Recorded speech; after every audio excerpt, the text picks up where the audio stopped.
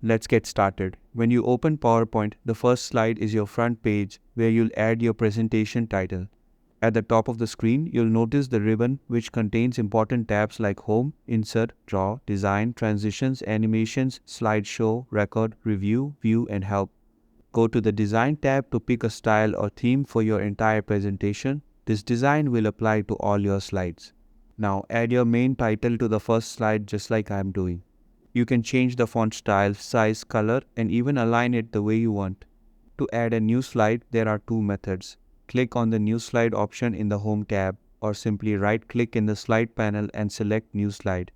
Then add your next topic or title at the top and use the lower section to add the content or bullet points. Use the Insert tab to include images, charts, shapes, and icons to make your presentation more visual and interesting. From the Transitions tab, you can add slide transitions to make movements between slides look smooth and engaging.